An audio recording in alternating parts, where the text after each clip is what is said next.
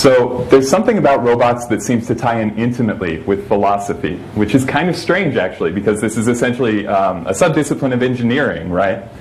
And yet every look at the future of robotics seems inevitably to open windows into philosophical questions. So it's not true of all robots. Industrial robots, for example, seem to go about their business without provoking too much philosophizing beyond perhaps just wonder that they work at all. But there's a spectrum, and as things begin to look more lifelike, they also get more interesting. And as they begin to look human, they get the most interesting of all. A lot of this interest seems to be generated in us, so in the boundaries that these systems cross in our minds. They play with boundaries, for example, between living and non-living. You know, boundaries as basic as animal versus mineral and animate versus inanimate. But the really interesting thing here is that these seem to be transgressions that we're both simultaneously deeply drawn to and deeply repulsed by. So on the one hand, we already have robots that are able to tap into our emotional systems. This is Paro. He's a robot used commonly in Japan to treat loneliness among the elderly. It's a seal, yes, but if you look at the eye and body movements of it when it's actually in motion, they're designed to subtly evoke the concept of a human child. And the idea of making inanimate matter animate goes back well before the technology existed to do so.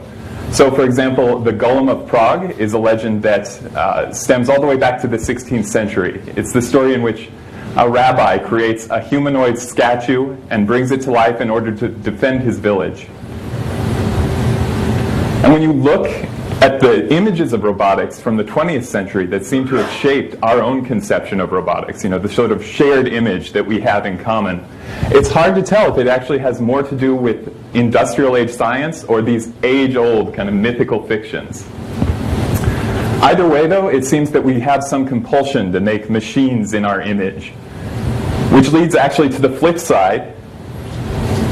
So Marina isn't the only person to reference the Terminator as a signpost of, you know, kind of sublimated anxiety. And this is an anxiety that goes well beyond kind of an economic level. It turns out Westerners universally, and even Western robotics scientists, when thinking about the future of robotics, come back to the idea of the Terminator as a signpost to avoid. And then there's the fact that when you get a good look at her, Trudy is actually really creepy. And there actually is a scientific reason for this. It turns out that as we make these systems resemble us, we like them more. And as they resemble us more, we like them more still. But only up to a point.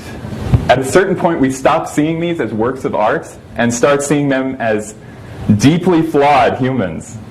And I would actually argue that Trudy is at the very bottom of this so-called uncanny valley. So we have a ways to go, I think, before there's, you know, anything there. But that does raise the question of where to now. So we're at a stage where this is, where technologies are coming online that actually make these images that we've had for centuries possible. Are we actually going to, you know, kind of play out these dramas of creation that we've been rehearsing, you know, for centuries now? Or will the science kind of overwhelm the fiction? Will the needs and capabilities of robotics actually overshadow the way we might imagine that we would use them? In either case, it's more than a rhetorical question at this point. So the decisions we make along these lines over the next couple decades will actually shape the direction of humanity as a whole. And it's fairly certain that in the process, the questions that we answer will have more to do with us than with the robots.